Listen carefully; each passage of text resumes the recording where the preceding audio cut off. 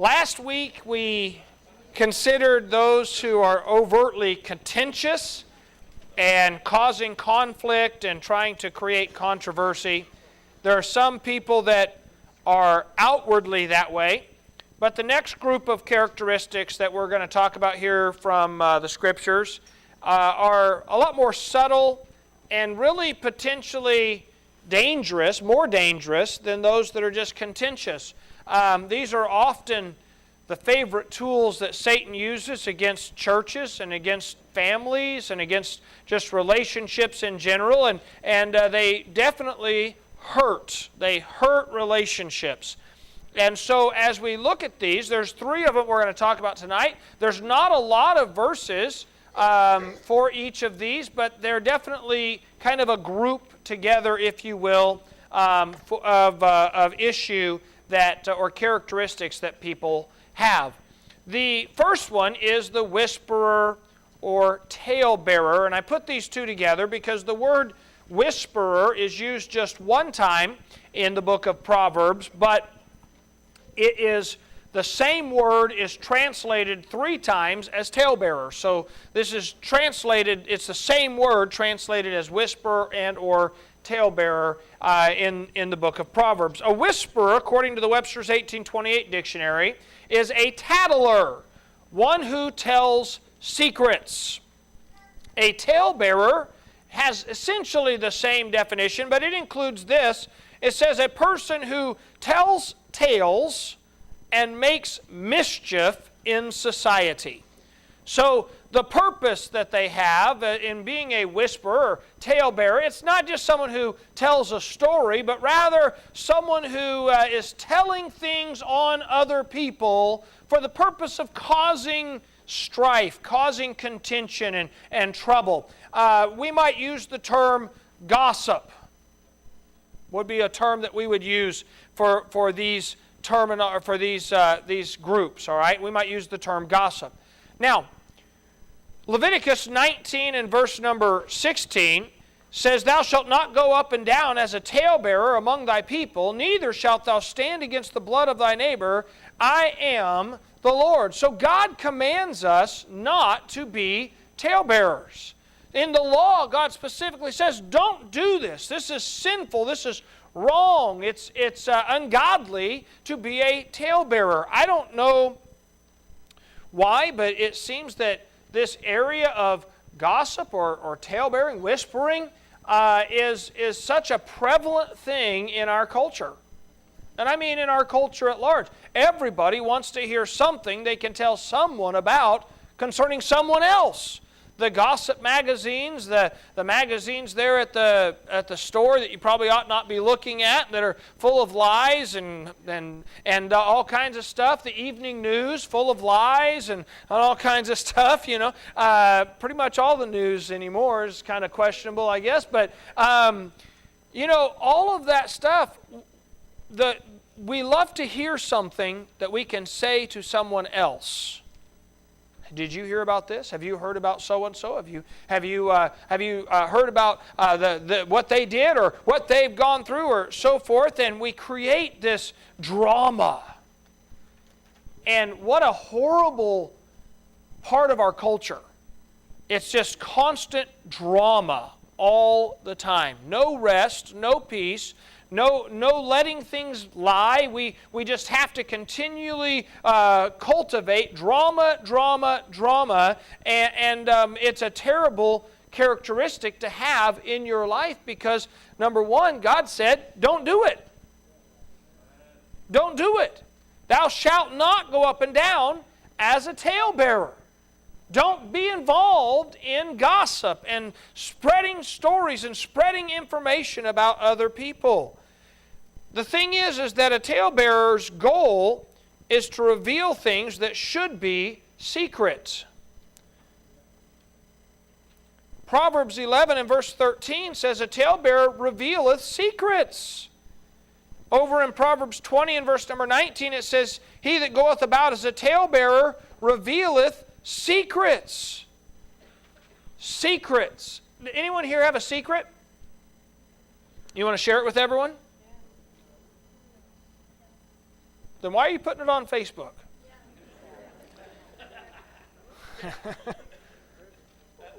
We have secrets. Everyone has secrets. A talebearer looks for people's secrets and then goes and shares them with everyone else. The interesting thing I find, and we'll get to this, let me not get ahead. I'll get ahead of myself. But that's their goal. It's to hear and tell the secrets of others. Notice a talebearer is never going around telling their own secrets. Hey, have you heard? It's about me. Have you heard? No? Let me tell you. That doesn't happen, does it?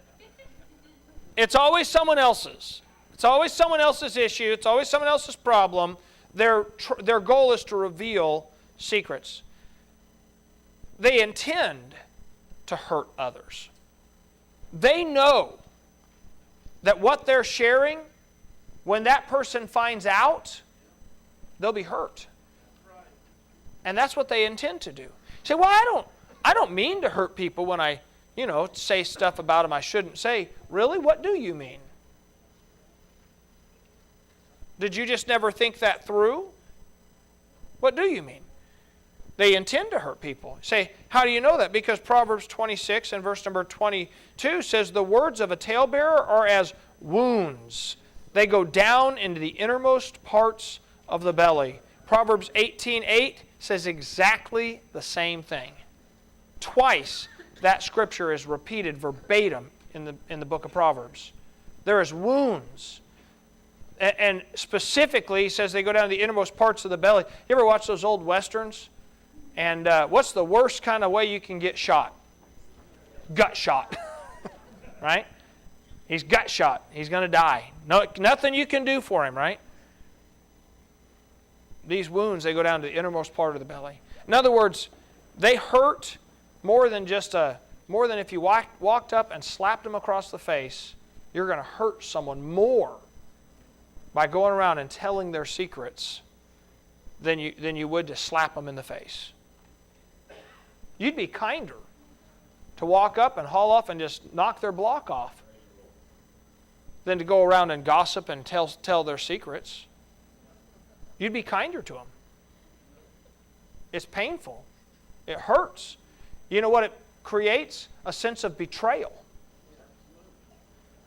Because if they've confided something in you and you've betrayed them by going around and telling others, then what's happened is that betrayal will create an emotional pain in them that may cause multitudes of conflicts and problems. When we talk about the emotional pain dynamic and the reservoir of emotional pain, you remember that? We talked about a while back? Anyone at all remember that? Okay, yes, a few. All right. One of the main sources is betrayal. And I tell you, I mentioned this when I went through it, and this is absolutely, I've gone through it many times with people individually in counseling.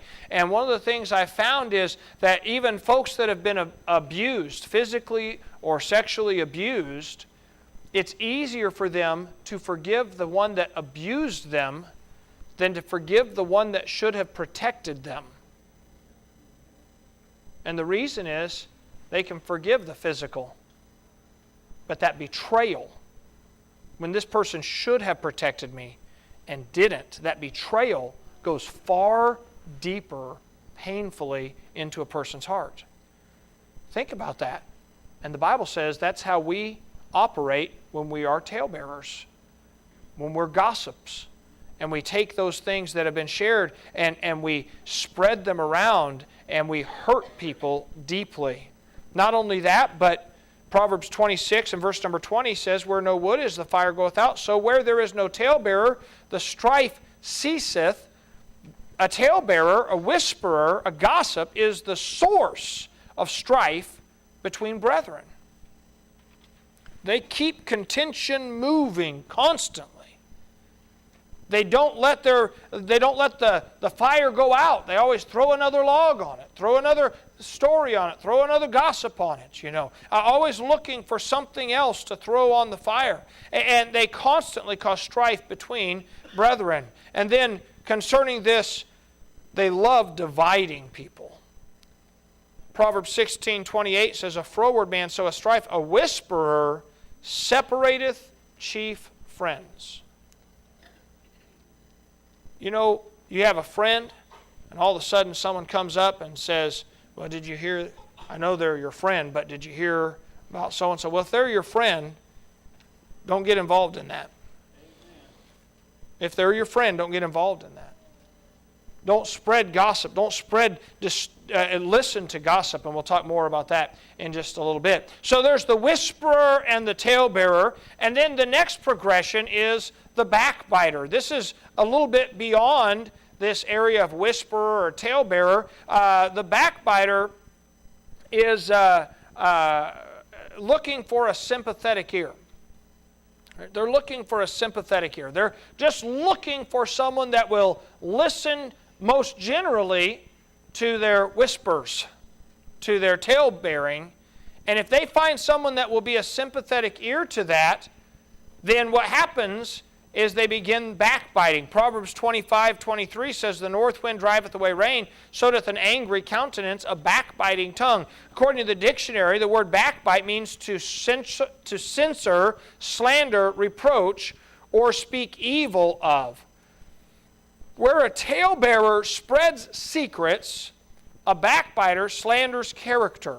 A backbiter is one who goes beyond just talebearing, and they start making stuff up, right? They start going beyond just telling things that may be true. By the way, just because something is true doesn't mean it's not gossip. Just because something's true doesn't mean it ought to be shared. All of you know things about other people that are true you shouldn't talk about. I'll tell you something. My wife knows things about me none of you know. She shouldn't talk about it. And I know things about her none of you know. I shouldn't talk about it. Same with each of you spouses. And maybe you have others in the church that you're close to and you've learned things about them. And you know things about them. You shouldn't talk about them. But a whisperer, someone, you know, they get to the point where they've told everything they know, but they feel compelled to just say some more. And they get into this backbiting. It's like the two people that were talking and they were gossiping, and one of them said, tell me more, and the other said, I can't, I already told you more than I know.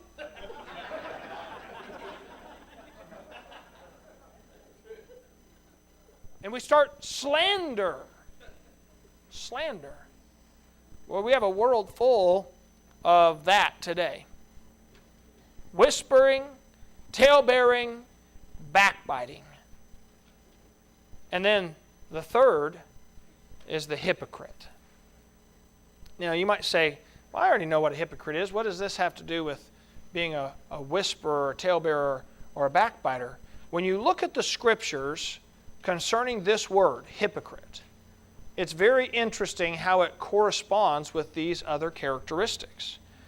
In Matthew chapter number 7 and verse number 5, it says, thou hypocrite, first cast the beam out of thine own eye, then shalt thou see clearly to cast the mote out of thy brother's eye.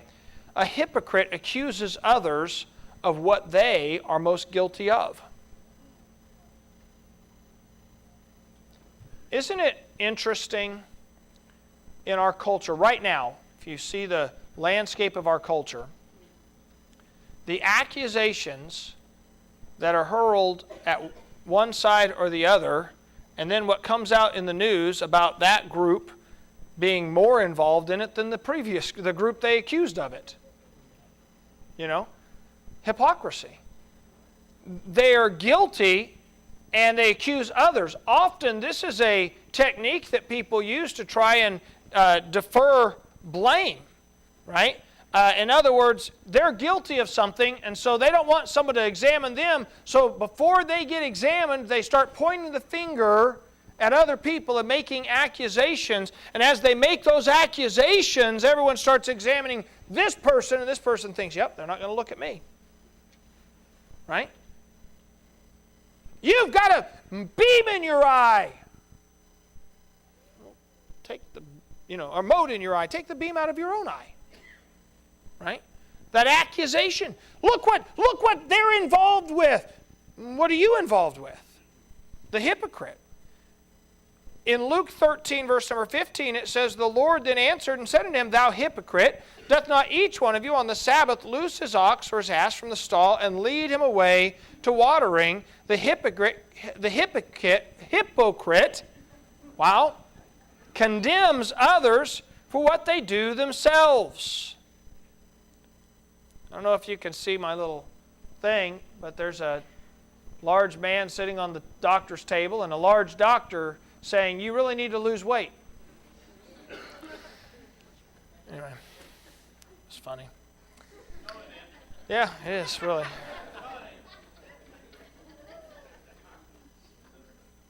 You really need to lose weight. So, what is the hypocrite trying to do? I don't know why I can't seem to say that word. What are they trying to do? Well, according to Proverbs 11 and verse number 9, this is the only time the word hypocrite is used in the book of Proverbs. It says, "A hypocrite with his mouth destroyeth his neighbor." A hypocrite is seeking to destroy others. Wait a minute. Isn't that what a talebearer was doing? Isn't that what a backbiter was doing? See the progression?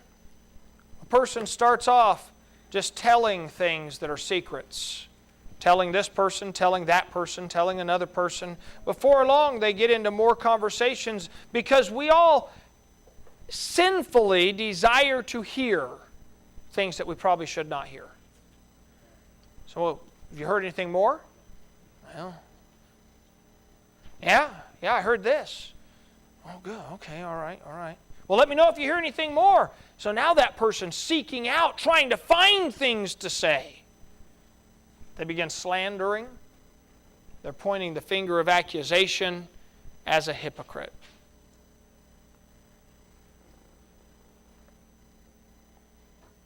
Now, the question is, as we've looked through all of these characteristics, and remember, we're talking about the pendulum of character qualities, right? We're on the negative side. We talked last week about someone who is contentious.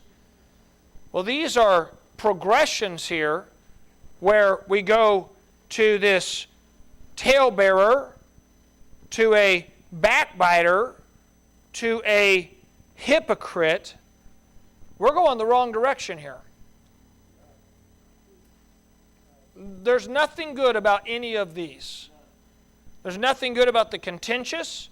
There's nothing good about the talebearer, the whisperer, the backbiter, the hypocrite. All of these are heading the wrong direction. As you look at this, I think in this area, it's almost a division. And next week we'll start considering this. But where you have this contentious person, and it leads down this road.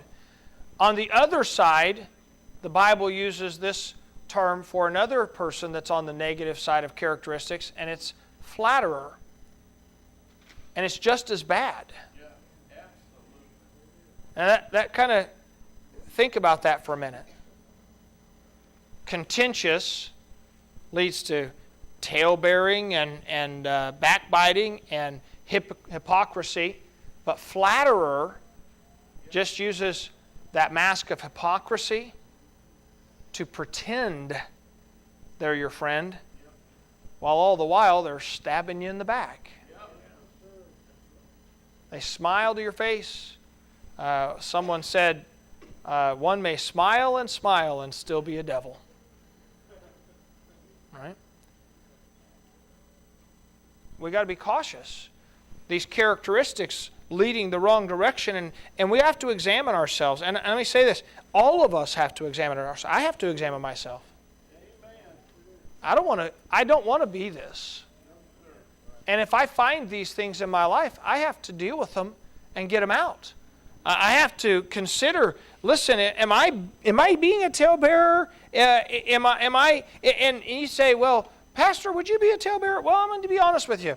If you go to a preacher's meeting, about all preachers talk about is other preachers. Am I wrong?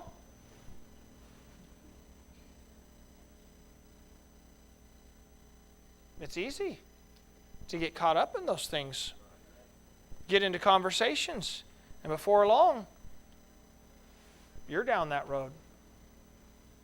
So I'm not excusing me. All of us have to examine ourselves. All of us have to see if these characteristics are in our life so that we can begin to deal with them. How are we going to deal with them? Well, number one, 4 steps to dealing with these characteristics. Number one, make sure that you don't participate in these activities either actively or passively. Make sure you don't participate. You know, if someone comes up and starts talking to you about another person and it's in a negative sense, or they say, you know, I heard this about so-and-so. Wait, is this a secret that you shouldn't be telling me? Well, I don't know. So-and-so told me. I just don't know if I ought to be listening to it. Actively or passively, just don't participate in the very beginning. Just don't participate. Number 2, stop those who are doing this by telling them you don't believe it's right to gossip or slander others. Quite honestly, you ought to be concerned if you're a person who others like to tell gossip to. You ought to be concerned. Why would people keep coming and telling me these things? Maybe it's because they think I'm a sympathetic ear. If I'm going to stop that, I'm going to have to be direct and say, hey, stop talking to me about other people. I'm glad to talk to you about the Lord. I'm glad to talk to you about yourself and myself, but don't talk to me about other people. By the way, isn't it strange that someone will come be your friend, they'll come tell you every bad thing about everybody else that you know, and then you share things with them, and you ever thought, I wonder who they're telling my stuff to?